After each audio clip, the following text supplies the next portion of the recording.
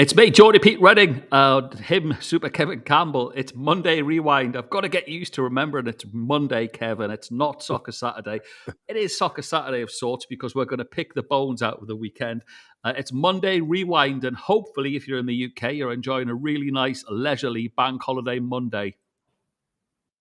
Rewind.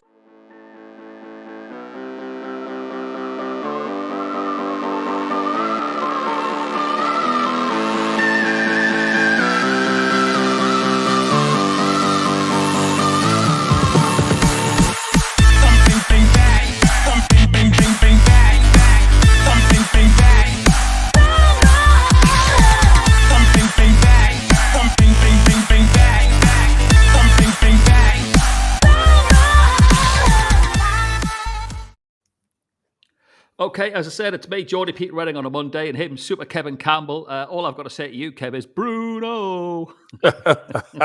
Bruno's a legend. Show's over. He's a ledge. That's it. Let's wrap up.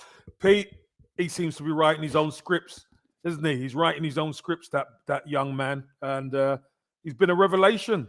He hasn't started a lot of games, but when he has started, he's come up trumps in a couple of games now where he scored winners. And obviously, yesterday's game was a big one for Newcastle to win, and that really ensures that they're really safe.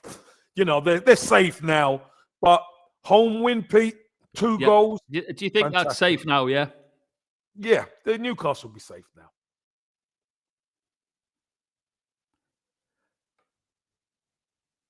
Lost the connection there on Kev. You there? Hello? Hello?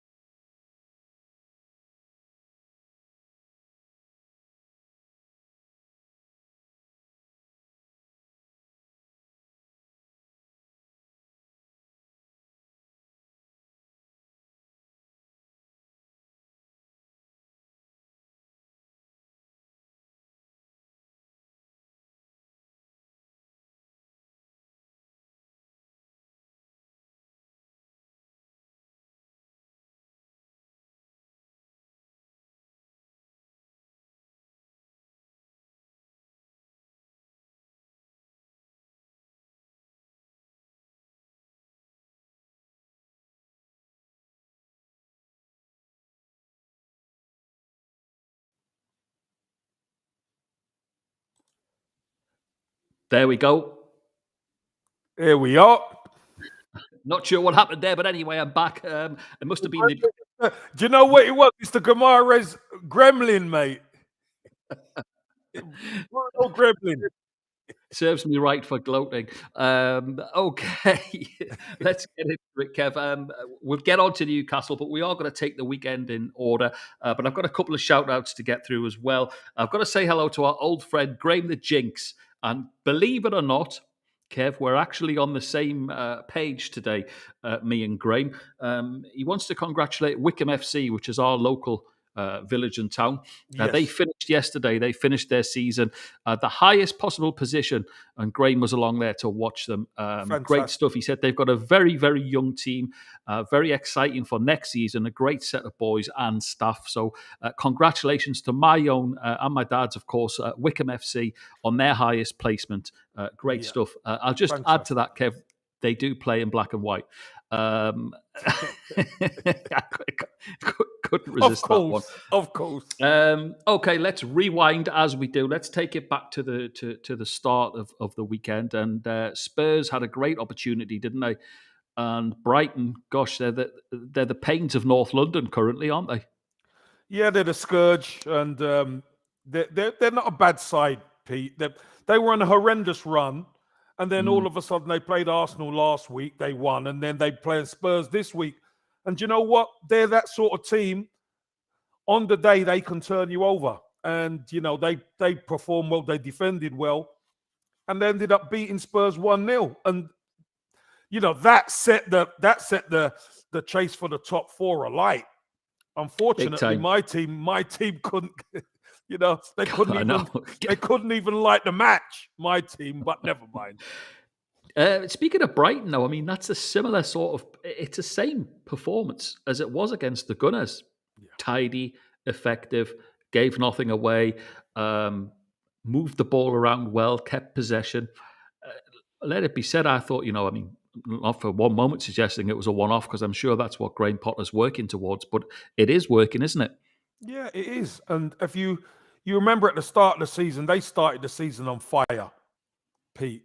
They were really high up there. I think they were fourth in the league at one stage, or even Yeah. higher. But they went off the boil, as is, because they don't have the depth.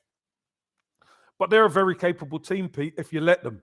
And obviously, they worked out how Arsenal played. They worked out how Spurs played and stuck to the game plan and caused us all sorts of problems, and obviously done a number on Spurs as well. So fair play to Graham Potter. I think he's a really good manager.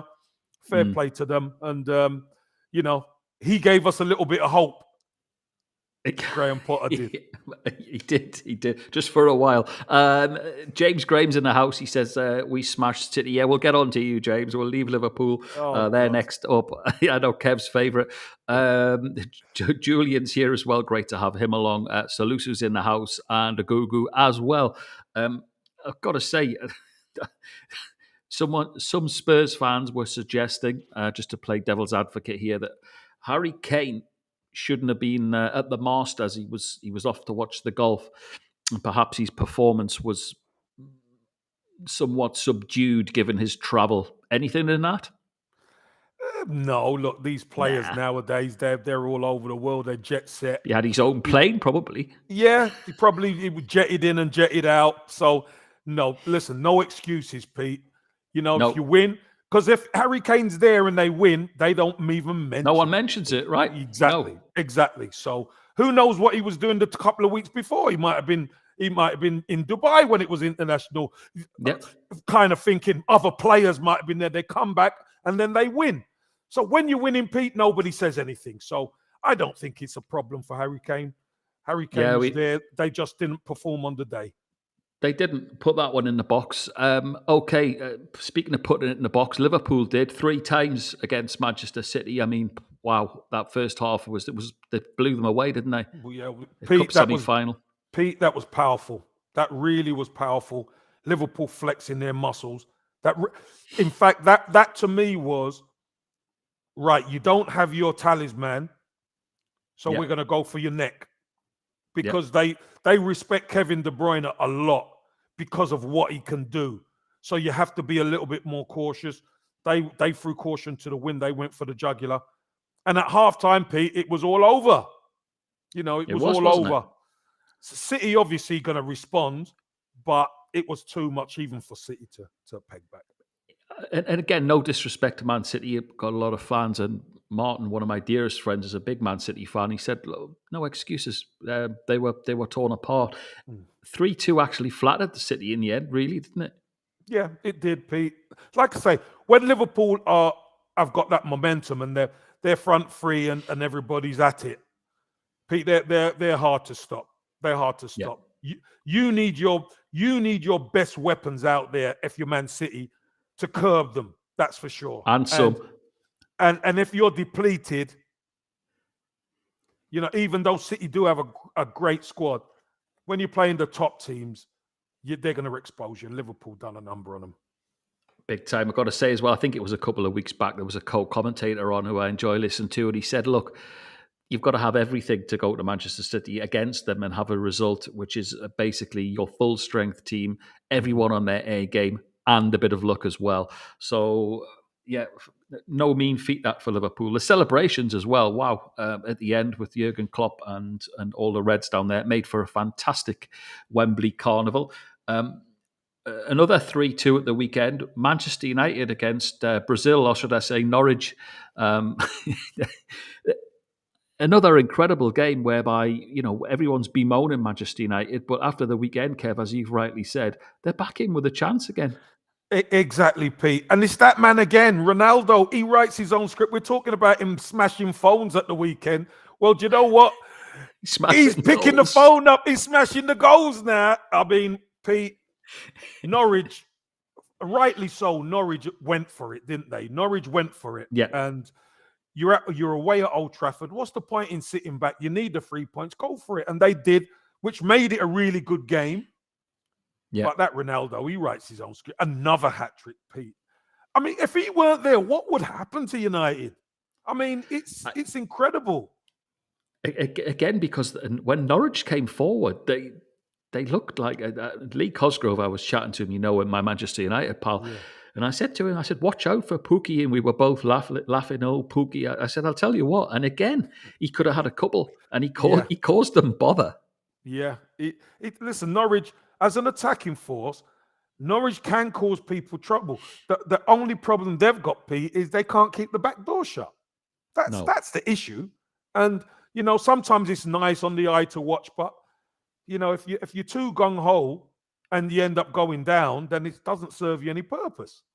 No, it doesn't. Sabri's in the house. Nice of you to join us. She says AEL Ole. Okay, moving on from Man United. We'll skip over this one quickly, Kev, because Southampton did a number on your old team. Well, Pete, they did. But you know what, Pete? It's about timing sometimes, Pete. Arsenal have a chance. Saka had a great chance to make it 1-0. Yep. Great save by the goalkeeper, but he's got to stick that away. That type of thing. You've just got to put it low and it goes in. You don't take that chance and you huff and you puff and you always know what can happen. You're on top, and then if you don't score when you're on top, the opposition go and nick one at the other end, and then it's always difficult. Arsenal could have been playing until next week. They wouldn't have scored. They didn't look like they were going to score, Pete. So again, hit the wrong form at the wrong time when it really matters. That's maybe showing a little bit of inexperience, but Southampton they gave Arsenal a tough time. I said it before on the Highbury squad. They're going to cause Arsenal problems, and they did. And Arsenal couldn't score. So if you don't score and the opposition score, you've lost.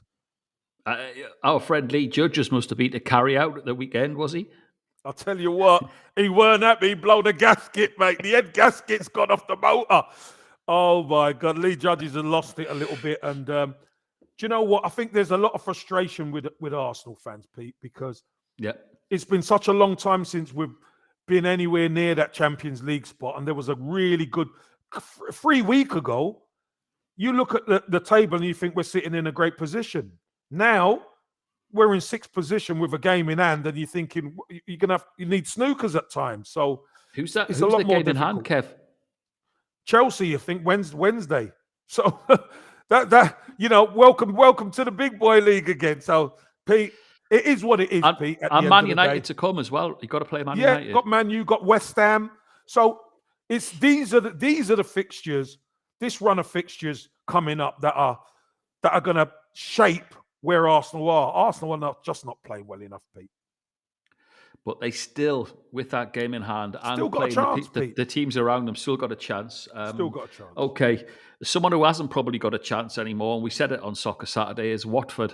Um, what a killer goal that was, right? 94th minute, speaking of late goals, at home to Brentford, who are playing so well themselves. But you've got to think that's probably it for Watford and Norwich, isn't it? Yeah, I think so. I think the type of run that they've got to go on, Pete, to really get themselves out of it is form of the top teams. It's not, it's not a form of a team in the bottom. So, yeah, I don't see them getting out of it. The only one who done themselves a favour was Burnley, who got a Yeah. draw, and they would have lost if it weren't for a magnificent save from Nick Pope. Wow, what a great save! He had a really good game. Happy Easter to Thomason, Hey, who's with us. He says happy Easter to Pete and Super Kev and to you, mate. Good to have you along. nice one, Thompson. Yeah, nice one. I was reading today that Watford could possibly, I mean, the season's not over yet, but they're saying, is that possibly it for the current incumbent, which is Roy Hodgson? Maybe Roy's could have been done with football after that spell at Watford, but there's already talk about a Watford rebuild, and of course, all the same names. Sean Dyche, could he take over at Watford? I even saw him linked with West Brom, who've literally just had Steve Bruce hired, haven't they? Yeah. So all that silly season talk's going to be with us as well, isn't it? It is, Pete. It is. It is. And you can't really blame West Ham for that because they've had such a week of Listen, up they've and had some down and highs. wow. Yeah, they've had some high. They've had a high on Thursday against Lyon. That was massive. That was Yeah. massive. And Took a lot out of them, I would imagine. yeah, it took a lot out of them, and it kind of took them a little bit of time to get going. And Burnley, with probably a spring in their step. Got new instruction to go for it a little bit, get a goal. Vigos gets a goal, and they're probably Mr. thinking, Penn as well, didn't they? Yeah, Mr. Pencome, who's, by the way, after he scored against Everton, he's had a nightmare. He missed an open goal at Norwich, and he's missed a penalty against West Ham. I mean, he's a really good player as well, Pete, by the way. He's a really he is. good He's player. different, isn't he? He's a not really your good typical player. Burnley forward. No, he's not. I think he adds a little bit of guile and know-how, offensively, but, he's missed a couple of opportunities there where, if he scores both of them opportunities in both games, who knows what would have happened, Pete? But is that point, does it keep their hopes alive, do you think, for Burnley? I think it does. I think it keeps their hopes alive. The point puts pressure back on Everton, obviously, but Everton have got games in hand, Pete. So Right. if Everton win one of those games in hand, then you're looking at a swing of 6 points. Yeah. That's a lot, Pete. That's a lot at this stage. I've got to give Thomason some credit here because he's just messaged me and said, let's put up his message up so everyone can see it, that basically he's very proud of Newcastle winning yesterday. Came from 1 down to grab 3 points. And I told you Newcastle wouldn't get relegated this. You did say that. And at the time, I wasn't sure, but you can take the glory for that one. Let's get on to that game, Kev, because it was very much... it was a huff and puff game where Leicester had a lot of the ball, most of the possession, but Newcastle looked okay at the back. They didn't have any spark of their own, I have to say. It was just one of those games, and the commentators hinted at, not saying that that their minds weren't on the game, but literally with safety and what Leicester had achieved. Lackluster, wasn't it? It was a bit lackluster. They weren't firing on all cylinders. Leicester, to me, seemed happy to just keep possession without really penetrating. Newcastle were happy because everything was kind of in front of them a lot of the time, Pete. So, they weren't being exposed as much. And obviously, once Leicester take the lead, then Newcastle have to come out of their slumber a little bit. But it was a lackadaisical game, Pete. It wasn't a great spectacle, but... No. Bruno, he comes up, Pete. That guy writes his own scripts. I'm telling you, he does. Comes up with a couple, and big respect to Willock and him for the second goal, because at that time, Pete, driving on, very tired, he breaks into the box. Willox fires it back across. It takes a deflection, and he just meets it and heads it into the top corner. What a fantastic way to win it, Pete. He's a hero. He's a legend already. With his last breath as well, he was literally done in, wasn't he? He was knackered. He was cream crackered. He was. A special mention to Matt Targett for getting that ball to Willock, because he could have seen that out, Yes. But he flipped it, and the rest, they say, is history. A great 3 points for the Toon. Brilliant stuff. Then we moved into the second semi-final, Kev, which was Chelsea Palace. And boy, Vieira's got them. He's got them playing. I mean, they make it tough, don't they? They're a tough side to break down. Very tough side to break down, Pete. And when you get your chance, you have to take it. And the longer the game was going on, you're thinking to yourself, hold on, Palace got a chance here, Pete. Because Zaha started to get a bit more. Elise came on, and you're thinking, hold on a minute. But Chelsea's quality's told in the end, Pete. And, Loftus-Cheek, who has been in and out and shake it all about more times at Chelsea than anything, comes up with a super strike, wasn't it? It was a super strike. Werner looked to be on his game as well. And, Chelsea at the back are strong, aren't they? So them winning the game 2-0 was about right in the end, Pete. Sure, there's a joker there, reborn at Easter weekend. They did look better. Mason Mount, by the way, put it all down to having his hair cut. Said his hair was getting in the way of his precision passing. So glad he cleared that up after the match. But it makes for no disrespect to Palace, because Newcastle have got them midweek, and it'll be a tough one, that's for sure. But it's probably the one that the neutrals want to see now in the final, isn't it? And there was question marks about Chelsea after that first Real Madrid humiliation, but they seem to have turned that little corner, and it'll be an interesting final. But as you said about playing City, the same goes to Liverpool. They'll have to be at their very best to stop Liverpool. Have to. Yeah. Chelsea would have to be at their very best for Liverpool. Yeah. And I think Liverpool have to be at their best for Chelsea, because obviously they played to a standstill virtually in the Carabao Cup, didn't they? Went to penalties. Yeah. And Liverpool took it. So now, obviously, they've got them in the FA Cup final. What a lovely spectacle that's going to be, Chelsea v Liverpool. And, it's the same again, the repeat of the first final, the Carabao final. So I think Chelsea going to have that bit between their teeth. They're out of they can't win the league. They didn't win the Carabao Cup, out of the Champions League. This is it for them. FA Cup is it. Bit of silverware. So I'm sure Thomas Tuchel is going to be doing his own work and pushing the boys to win that one. I've got to say, Kevin, you hinted at it on Saturday on our show, but we're in for a grandstand finish to the season, literally, because the league could go down to the wire. Looks like it will do. It's anyone's Champions League, but there's a strong possibility that there's going to be round 3 of Liverpool and Manchester City as a Champions League final, isn't there? I think so, Pete. I really do think so. And, it bodes a question sometimes, Pete, when you look at the firepower Liverpool have and you look at the firepower Manchester City have. If Manchester City had invested in a striker. Absolutely. It makes you wonder, doesn't it?